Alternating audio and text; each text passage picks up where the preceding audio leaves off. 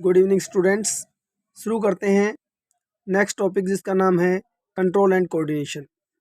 इस particular chapter में हमें ये पढ़ना है कि किस तरीके से हमारी बॉडी के अंदर अलग अलग ऑर्गन्स का कंट्रोल हो रहा है और कैसे वो आपस में एक दूसरे के साथ कोऑर्डिनेट करके किसी फंक्शन को करते हैं।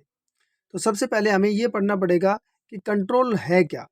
तो कंट्रोल वो पावर है जो किसी पार्टिकुलर फंक्शन को करवाती है, और कोऑर्डिनेशन का मतलब होता है बॉडी के अलग अलग ऑर्गन्स या अलग अलग सिस्टम्स के बीच में एक इस तरह का कोऑर्डिनेशन जिसकी वजह से वो एक पार्टिकुलर फंक्शन को करवाते हैं। मैं सिंपली इसको ये कह सकता हूँ कि working together for a specific function is known as coordination. हमारी बॉडी में इस तरह के दो सिस्टम्स हैं बच्चों जो ये कोऑर्डिनेशन करवाते हैं। उसमें पहला सिस्टम हम पढ़ेंगे जिसको हम नर्वस सिस्टम बोलते हैं, and the second one is endocrine system. तो सबसे पहले हम डिस्कस करेंगे नर्वस सिस्टम के बारे में। नर्वस सिस्टम बेसिकली तीन चीज़ों से मिलकर बना है, जैसा आप देख पा रहे हैं। इसमें आपके न्यूरॉन्स, नर्व्स और नर्वस टिश्यू, ये तीनों चीज़ें मिलकर नर्वस सिस्टम को बनाती हैं। इसमें आज हम केवल डिस्कस करेंगे न्यूरॉन के बारे में, जिसको नर्व सेल भी बोलते हैं। तो मैं आप लोगों के लिए सबसे पहले न्यूरॉन का एक स्ट्रक्चर, उसका डायग्राम बना रहा हूँ।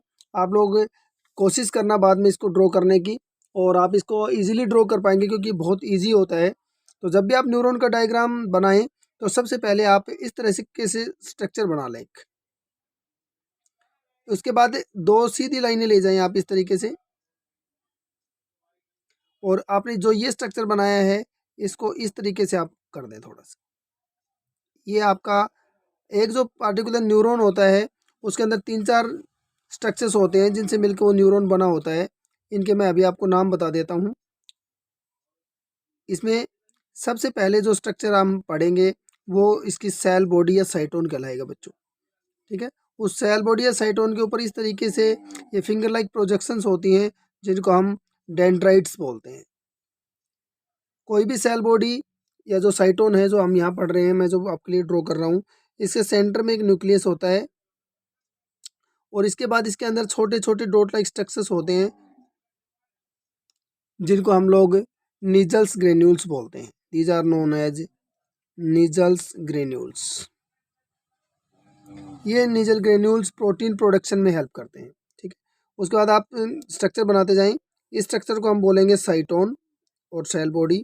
ये जो आपको फिंगर लाइक स्ट्रक्चर्स यहाँ पे दिखाई दे रहे हैं इनको हम बेटा बोलते हैं डेंड्राइट्स।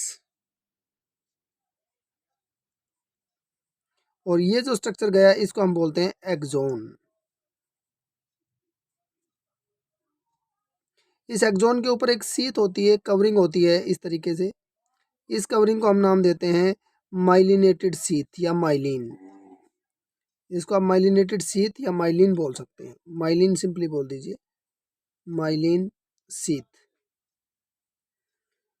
और ये न्यूरॉन जैसे ही पीछे की तरफ इसका ये एक्सोन पार्ट गया, इस तरीके से फिर से डिवाइड हो जाता है, और इसके अंदर से फिर से फिंगर लाइक इस तरह के स्ट्रक्चर्स निकलते हैं जिनको हम नर्व एंडिंग्स बोलते हैं बच्चों। These are nerve endings. These are nerve endings. Last वाले पार्ट की मैं बात कर रहा हूँ। जो जहाँ जहाँ माइलिनेटेड सीथ नहीं होती है उस पार्टिकुलर स्ट्रक्चर वहाँ के लिए हम एक नाम यूज करते हैं जिसको हम बोलते हैं node of Ranvier. Node of Ranvier,